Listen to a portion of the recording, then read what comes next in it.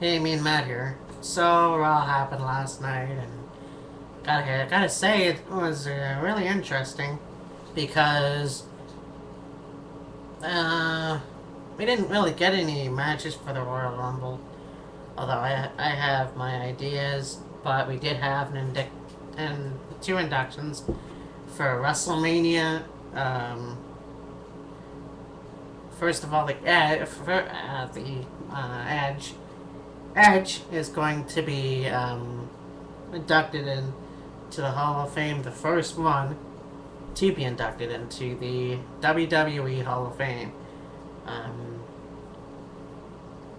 I think it's awesome because, first of all, he's Canadian, and second of all, he's one of the best guys there are out there. Now you're probably going to say, well, why are we inducting him? Because, he only retired last year. Well, think about it this way. So did Shawn Michaels. Or, no, Shawn Michaels retired WrestleMania 27. No, WrestleMania 26. And got inducted last year. So, WrestleMania 28, it's going to be, since Edge retired last year, after WrestleMania, he was going to be inducted, and I think that's pretty cool. Lifelong dream. Now, the Four Horsemen are going to be inducted into the WrestleMania Hall of Fame. Tongue-tied. 2012. And, a couple of things to go with that. I can understand take teams being inducted into the Hall of Fame, but stables? Are you kidding me? Seriously, why? Why are we doing this? Why stables? Why are you messing, or like, first of all, Ric Flair has already been inducted into the WWE Hall of Fame. So, if you're gonna go with that, like,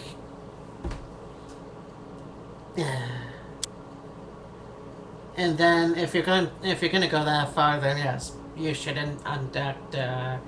You should put Chris Benoit there because he was a part of the Four Horsemen in the '90s, but he was still part of the Four Horsemen. And then anyhow, so John Cena got attacked by Kane. I think this is a good storyline. It's fresh. I think Kane's costume, when he first debuted it, I thought, oh, okay, it's not that bad. But now that I think about it, it looks more like somebody wearing a Kane costume for Halloween. It doesn't look intimidating or anything like that. It's just basically Kane 2001. But anyhow, he's back, and it's gonna be interesting to see what kind of feud this is gonna turn out to be. And I think John Cena finally met his match. I've never seen somebody being handled like that. And so, anyways, Sheamus took on Santino Marella. No, Santino Marella teamed up with Sheamus and took on Wayne Barrett and Jinder Mahal. I'm getting really confused, guys. I'm sorry. And they beat Jinder Mahal and Wayne Barrett. So you got two of the PG-related wrestlers teaming up together to face these two guys. One guy you want to push, and another guy, I don't know where he's going. And they beat those two bad heels. So I don't know if they're deciding that they're gonna push Santino Marella, but because he went over on SmackDown last week, so we'll see how this go. We'll see how this streak goes. And then Daniel Bryan took on Kofi Kingston in a non-title match and won. So we're starting off 2012 by having Daniel Bryan actually win a match. Win matches. It's awesome.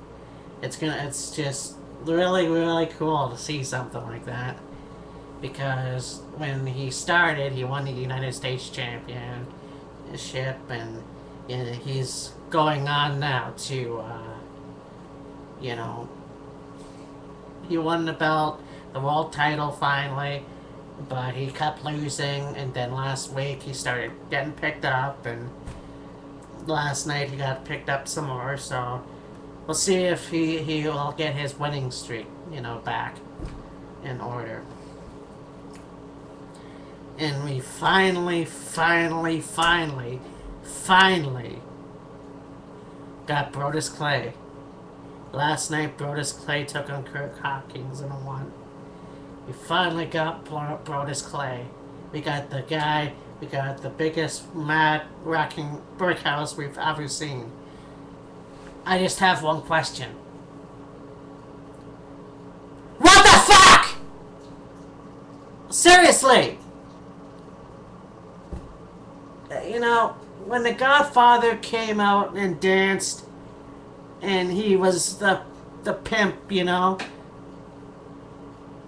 everyone got that.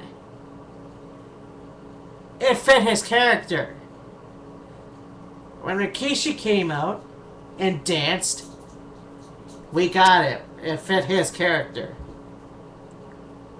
Last night, after months of vignettes of a guy who's big, muscular, tattooed, built like a brick shithouse, comes out in a red Adidas thing in a hat. He's still cleaned house, obviously.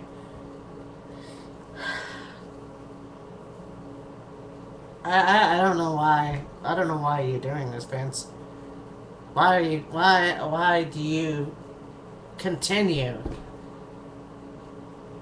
to put people where they shouldn't belong, Vince?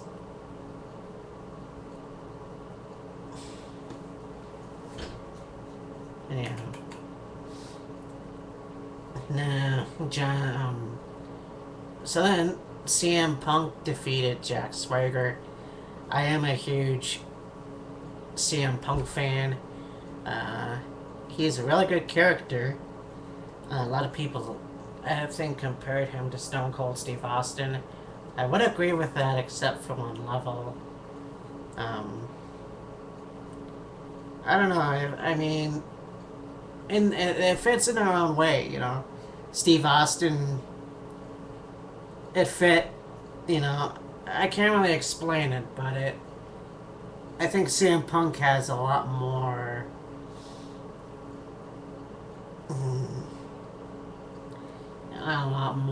attitude, aggression. I don't know. I can't really explain it, but I do really enjoy CM Punk and what he says and what he does.